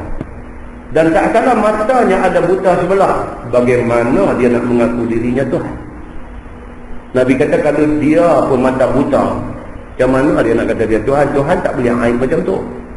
Macam mana tuan-tuan, kita pergi pasar malam, orang duduk jual ubat, buka beg yang sepuan tu, jual ubat tu, dia berkeping-keping ubat. Dia kata yang ni, dia kata insya-Allah siapa makan, dia kata jerawat kalau dah ada dia luruh bercabuk begitu aja. Kalau hak tak ada lagi memang tak naik dah jerawat. Dia tu sendiri jerawat batu penuh. Kita nak beli ubat dah. Tak tengok-tengok mau tak mau jadi muka dia. Muka aku tak tahu tu cuang dia bang. Macam mana dia nak jual satu ubat, nak cerita khasiat dia macam ni sedangkan dia menderita penyakit tu. Dajjal mengaku kata dia Tuhan. Mata buta. Tuhan apa ni mata pun buta.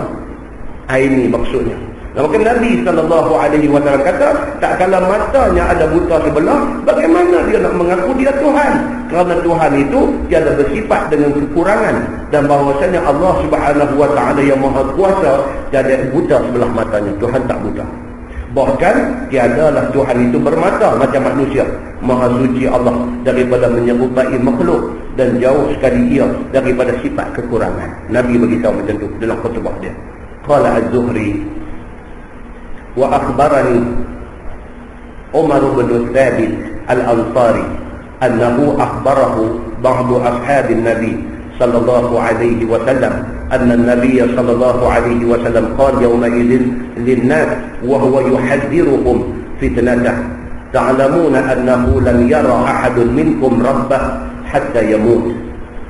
Maksudnya kata At-Tirmidzi dan telah berkata rawi hadis ni iaitu Imam Zuhri, kata dia telah berkhabar aku oleh guru aku seorang tabi'in, nama dia Umar bin Thabit al-Ansari, bahawasanya telah berkhabar kepadanya oleh setengah daripada sahabat Nabi SAW, bahawasanya Nabi SAW telah bersabda dia pada hari ia berkhutbah panjang itu bagi orang-orang yang hadir, padahal Nabi bagi ingat dan beri jaga kepada mereka akan fitnah Dajjal itu. Sabda Nabi, sekalian kamu ketahui dan i'tiqadkan bahawa tiada seorang pun akan melihat Allah di dalam dunia ini sehinggalah kiamat. Itu yang penting sekali. Nabi kata manusia selagi mana dia hidup, dia tak akan pernah melihat Allah. Manusia ni selagi mana dia ni hidup atas dunia ni, maka selagi itulah dia tidak akan pernah melihat Allah. Kalau siapa yang hidup di atas dunia ni kata dia jumpa Allah, dia pembohong besar. Siapa yang di atas dunia ni kalau sekiranya dia klaim, dia mendakwa kata dia dah tengok Allah, dia pembohong besar. Kerana tidak ada manusia yang dia ada di atas dunia ni yang akan boleh melihat Allah di atas dunia ni. Tuan Aisyah radhiyallahu anha, dia pernah kata dalam sebuah hadis Muslim. Aisyah kata apa? Dia kata man za'ama anna Muhammadan ra'a rabbahu faqad a'zama 'ala Allah at-tirya. Hadis sahih riwayat Imam Muslim. Aisyah kata barang siapa yang sangka bahawa Nabi Muhammad sallallahu alaihi wasallam tengok Tuhan. Siapa yang pernah sangka, pernah teringat kata Nabi Muhammad ni dah tengok dah Tuhan. Aisyah kata faqad a'zama 'ala Allahi al-firya, maka sesungguhnya dia telah buat satu bohong besar atas nama Allah. Dia kata hadis itu hadis sahih riwayat Imam Muslim. Maknanya Nabi Muhammad yang hebat tu pun tak pernah tengok Tuhan. Bagaimana manusia biasa ni nak kata dia tengok Tuhan? Nampak air ni. Kita ingat balik kisah Nabi Allah Musa alaihi salam naik atas bukit. Dalam Quran cerita apa kata Nabi Musa? Qala Rabbi arini. Wahai Tuhanku, tunjukkanlah dirimu kepada aku. Nabi Musa minta. Unzur ilaik. Anzur ilaik. Supaya aku boleh tengok engkau. Nabi Musa minta nak tengok Tuhan ni. Qala lan tarani. Tuhan jawab balik dekat Nabi Musa, dia kata apa? Lan tarani. Lan ni maksudnya apa? Lil mu'abbad, sampai bila-bila. Selagi mana hang hidup atas dunia ni, lan tarani, hang tak akan boleh tengok aku, Tuhan kata. Walakin unzur ilal jabal fa in istaqarra makanah fa sawfa tarani. Tuhan kata dekat Nabi Musa, hang tengok bukit sebelah. Nabi Musa duduk atas bukit ni, dia suruh tengok bukit satu lagi. Tuhan kata unzur ilal jabal, tengok bukit sebelah tu.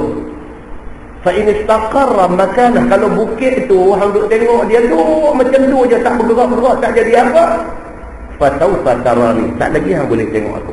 Tuhan kata. Nabi Musa pun tengok bukit sebelah tu. Falamma tajalla rabbuhu lil jabal ja'alahu dakka. Allah mentajalikan nurnya kepada bukit itu. Berkecai bukit tu. Allah baru tajalikan nur dia saja ke bukit tu, berkecai bukit tu. Ja'alahu dakka, hancur berkecai. Apa jadi dekat Nabi Musa? Wa kharra Musa sa'iqah, pengsan Nabi Musa. Falamma afaq, bila dia sedar daripada pengsan dia, qala, kata Nabi Musa, Subhanak, Maha suci engkau ya Allah, tubtu ilaik, aku bertaubat kepada engkau, wa ana awwalul mu'minin, aku orang yang mula-mula beriman. Ceritanya kata apa? Manusia tak akan boleh tengok Allah selagi mana dia hidup atas dunia ni. Mengikut ahli sunnah wal jamaah, manusia ni, kita ni boleh tengok Tuhan bila, tuan-tuan? Di dua tempat. Satu di mana? Mahsyar. Pertama kali manusia melihat Allah, bagaimana kaifiat dia? Wallahu a'lam. Pertama kali manusia akan melihat Allah ialah di mahsyar. Tuan-tuan selalu tu imam masjid tu baca dalam sembahyang ni surah Al-Qiyamah. Tuhan kata apa? Wujuhun yawma idzin nadhirah. Wujuhun yawma idzin nadhirah ila rabbiha nadhirah. Ini ayat dia yang menjadi dalil kata manusia di mahsyar esok. Wujuhun yawma idzin nadhirah, wajah-wajah manusia pada hari itu, yakni hari di mahsyar itu, nadhirah, berseri-seri. Orang yang beriman di mahsyar esok muka ni cerah, berseri-seri. Ila rabbiha nadhirah, kepada Tuhannya mereka melihat. Dalil mahsyar, pertama kali kita tengok Allah. Yang kedua, di mana kita nak tengok Allah? Di syurga. Masuk syurga itu ni adalah hadis riwayat Ibnu Suhaib radhiyallahu anhu, kata dia anin Nabi sallallahu alaihi wasallam, idza dakhala ahlul jannati al-jannah qala yaqulu Allah tabaraka wa ta'ala turiduna shay'an azidukum fayaqulun alam tubayyid wujuhana alam tudkhilna al-jannah wa tunajjina minan nar. Qala an-nabi sallallahu alaihi wasallam fayakshifu al-hijab fama u'tu shay'an ahabba ilayhim min an-nazari ila rabbihim azza wa jalla. Kata Suhaib, Nabi sallallahu alaihi wasallam bersabda, apabila ahli syurga masuk syurga, ini dah sampai ke hujung dah, final dah. Dah selesai dah cerita padang mahsyar, selesai dah amalan kita, dah dihisab apa semua, dah selesai dah. Maka di channel orang ni ahli syurga, ni ahli neraka. Pergi. Apabila ahli syurga itu masuk syurga, Nabi SAW kata, Allah berfirman kepada ahli syurga, hak masuk syurga dah ni, Allah berfirman kepada ahli syurga, turiduna syai'an, hampa mau apa-apa lagi aku nak bagi? Tuan-tuan, masuk syurga tu Allahu Akbar.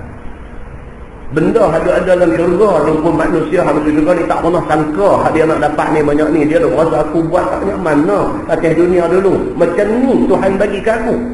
Dia tu bersyukur ni, tak tahu nak abang dah ni hak Tuhan bagi kat dia dalam syurga ni luar jangka. Tiba-tiba Allah kata turiduna syai'an, hangpa mau ke apa-apa lagi aku nak bagi. Tuhan kata apa? Azidukum, aku nak tambah lagi dekat hangpa. Kalau hangpa mau apa? Hangpa abang aku bagi. Tu dia yang kata ahli syurga tu. Fayaqulun, Nabi kata jawab ahli syurga ni, alam tubayyid wujuhana. Dia kata ya Allah, tidakkah engkau telah bagi dekat kami wajah yang putih bersih? Ni pun syukur dah. Kami jadi orang yang ceria ni. Ni pun dah syukur dah. Alam tudkhilna jannah, ya Allah, tidakkah engkau telah masukkan kami ke dalam syurga? Cukup dah, lebih pada cukup dah apa yang kami dapat ni. Wa tunajjina minan nar, ya Allah, tidakkah engkau jauhkan kami daripada neraka? Yang ni pun dah cukup dah. Qala Nabi sallallahu alaihi wasallam, Nabi kata fayakshiful hijab, maka dia angkat hijab. Bila angkat aja, fama u'tu syai'an ahabba ilaihim minan nazari ila rabbihim azza wa jalla. Maka tidak adalah yang lebih menggembirakan ahli-ahli syurga ini lebih daripada mereka dapat menatap dan melihat wajah Allah subhanahu wa ta'ala. Macam mana? Wallahu a'lam. Ini cerita yang dikatakan tentang menatap ataupun melihat Allah subhanahu wa ta'ala. Sabda Nabi sallallahu alaihi wasallam dalam hadis itu, wa innahu maktubun baina ainai kafirun taqra'uhu man kariha amal. Maksudnya apa? Dan bahawasanya tersurat di antara dua mata Dajjal itu perkataan kafir. Membaca apa yang tersurat itu oleh orang yang benci kepada Dajjal itu. Maka barang siapa benci kepada Dajjal, iaitu dilawannya dan dibohongkannya dakwaan Dajjal itu, maka dapatlah dibaca apa yang tertulis di antara dua mata Dajjal itu, dan taufik daripada Allah subhanahu wa ta'ala dapat kepada mereka. Muslimin dan muslimah yang dirahmati Allah sekalian, sampai dekat itu zaman ini. Nah, mudah-mudahan Allah subhanahu wa ta'ala bagi kekuatan kepada kita untuk menghadapi Ramadan. Tak sampai sebulan lagi. Sebulan lagi nak masuk Ramadan. Mudah-mudahan Ramadan nak main ni lain daripada Ramadan yang kita jumpa dah lepas-lepas. Mudah-mudahan. Kita dah berapa kali dah jumpa Ramadan, dan setiap kali berakhir Ramadan kita peras. Pasal apa? Pasal kita tak boleh nak jaga 30 hari Ramadan itu macam yang Nabi suruh. Minta dekat Tuhan, kali ni biar boleh. Biar sebulan puasa kita ni cantik. Puasa yang macam Nabi mau punya. Puasa yang bukan puasa lapar, puasa dahaga saja, tapi puasa kita pelihara mata, pelihara mulut, pelihara segala-galanya bagi cantik kita dengan Allah subhanahu wa ta'ala. Dan mudah-mudahan Ramadan yang kita lalui pada tahun yang nak main ni, Ramadan yang akan datang ni, betul-betul ubah kita. Ubah kita. Pasal manusia ni dia tak duduk pada tahap yang sempurna. Dia sentiasa ada ruang untuk nak memperbaiki. Okey? Orang putih kata apa? If you can't be the best, be the better. Dia kata. Tak boleh nak jadi best, sempurna. Jadi kita lebih baik pada hal lepas cukup. Nak jadi best tak boleh. Baik pada dulu. Banyakkan baca Quran. Saya pesan diri saya pesan dekat tuan-tuan, Quran banyak baca. Kalau tak ada khatam pun tak apa, banyak baca. Baca Quran sepanjang bulan puasa. Tarawih jangan miss. Tarawih jangan miss. Buat tarawih. Amalan-amalan yang biasa kita buat, teruskan, jangan tinggal. Tuan hak biasa, maksud saya apa dia? Bermula daripada seawal pagi qabliyah subuh. Jangan tinggal sepanjang bulan puasa. Duha, setengah jam selepas daripada syuruk, itu waktu duha. Kalau syuruk katakanlah mungkin 7-10 minit, 7.45 itu sudah mula waktu duha. Jangan miss qabliyah subuh, duha, kemudian sunat rawatib yang ada dengan sembahyang-sembahyang fardu, dan jangan lupa tutup malam dengan weekend. Hak tu tak puasa pun kita jangan miss. Bila puasa, hak tu jangan tinggal, tambah dengan tarawih sikit lagi. Mudah-mudahan tuan-tuan, kita tak tahu kita nak mati bila. Bila pun kita mati, biarlah kita tak jadi menyesal sangat, kerana kita melepaskan peluang-peluang yang Allah Subhanahu Wa Taala bagi ke kita. Nah, lagi sekali saya ambil kesempatan di sini. Yang pertama, mohon maaf kepada tuan-tuan kalau sepanjang kuliah saya ni ada yang terkasar cakap, tersentuh sesiapa.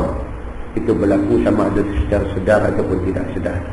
Saya mohon maaf pada tuan-tuan semua dan mohon ampun kepada Allah Subhanahu Wa Taala kalau ada kesilapan dalam menyampaikan fakta dan sebagainya. Itu adalah terlahir daripada lemah saya. Jadi maafkan. Kemudian saya ucapkan selamat berpuasa dan siap-siap selamat raya. Selamat hari raya. Jadi insya-Allah panjang umur, Allah bagi masa, Allah bagi kelapangan, Allah bagi peluang, kita jumpa bulan 11 insya-Allah. Bagi habis selesai semua apa nama ni 6 Syawal apa semua bagi habis elok, sampai mengaji balik insya-Allah bulan 11. Kita tangguh dengan tasbih kafarah dan suratul Al.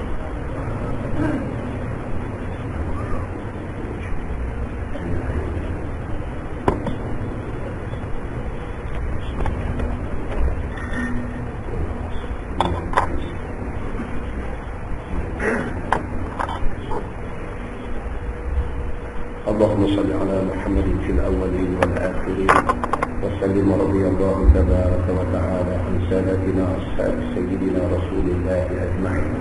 بسم الله الرحمن الرحيم. الحمد لله رب العالمين حمدا يوافي نعمه ويكافئ مزيده. يا ربنا لك الحمد كما ينبغي لجلال وجهك الكريم وعظيم سلطانك. رضينا بالله ربا وبالإسلام دينا وبمحمد نبيا ورسولا. اللهم افتح علينا فتوح العارفين وارزقنا فهم النبي بجاه خاتم المرسلين. اللهم فقهنا في الدين وعلمنا التأويل واهدنا صراطك المستقيم. اللهم انصر الإسلام والمسلمين وأذل الشرك والمشركين والكفر والكافرين والنفاق والمنافقين والظلم والظالمين. وانصرنا على هؤلاء الذين يوعدوننا ويصدوننا عن سبيل الله. اللهم لا تدع لنا ذنبا إلا غفرته ولا مريضا إلا شفيته ولا هما إلا فرجته ولا دينا إلا أديته ولا مظلوما إلا نصرته ولا حاجة من حوائج الدنيا والآخرة إلا قضيتها يا رب العالمين. ربنا ظلمنا أنفسنا وإن لم تغفر لنا وترحمنا لنكونن من الخاسرين. ربنا آتنا في الدنيا حسنة وفي الآخرة حسنة وقنا عذاب النار. وصلى الله على محمد وعلى آله وصحبه وسلم والحمد لله رب العالمين. السلام عليكم.